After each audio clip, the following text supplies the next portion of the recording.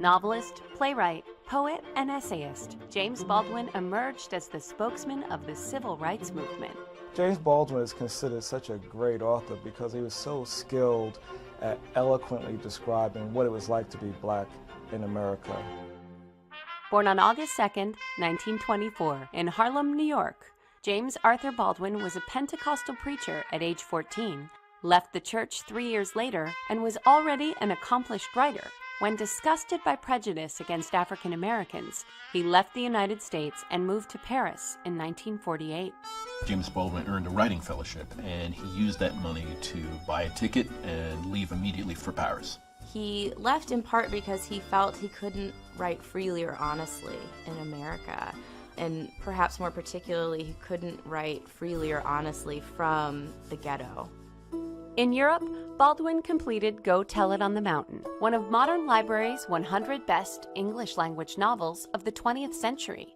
Go Tell It on the Mountain was an important novel, in part because there were not many novels being widely read about black urban life from the perspective of black people. The semi-autobiographical tale really discussed in a profound way issues having to do with family relationships, organized religion, human sexuality. It was certainly one of the finest books published in America. In 1958, he wrote Giovanni's Room, a controversial novel that featured only white characters and explicit homoerotic content. Giovanni's Room is one of the first novels in American literature to tackle the issue of homosexuality. When he published that novel, that was a daring thing to do. That was a taboo topic. Baldwin's book, The Fire Next Time, published in 1963, discussed the uneasy relationship between Christianity and the Black Muslim movement within the Civil Rights Movement, and landed him on the cover of Time magazine. In 1963, he may well have been the most powerful and most compelling and most widely recognized literary voice in terms of his essays, in terms of his relatively popular fiction. He was the voice that was calling America's attention to the prejudice and the racism that persisted in society. It was the year of Dr. King's historic speech, the March on Washington. Everybody read The Fire Next Time. It was an angry outcry at the racism going on in the United States and the burgeoning civil rights movement. With the assassination of major civil rights leaders like Malcolm X and Martin Luther King, Baldwin returned to Europe, where he lived most of his adult life, and continued to reflect the racial upheaval of America through his work. In addition to novels and essays, James Baldwin was a playwright. He wrote criticism. He even published some film criticism. He was what you might call a creative journalist. He looked into the Atlanta child murders late in his career and wrote a series of powerful essays about those. As a resident of France, Baldwin was given that country's highest honor, Commander of the Legion of Honor.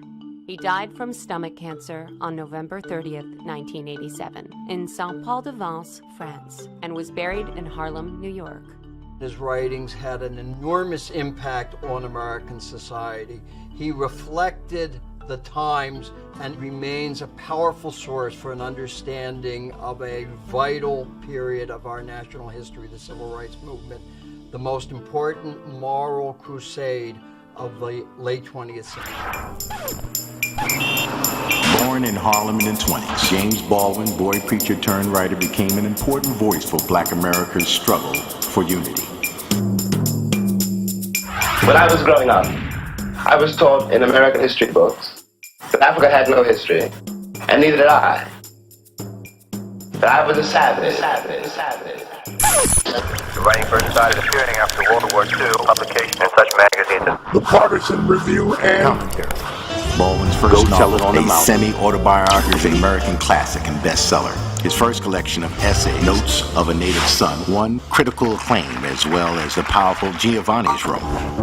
Baldwin wrote plays as well. The Amen Corner. And his 1964 Blues for Mr. Charles was produced by the Actors Studio in New York, a first.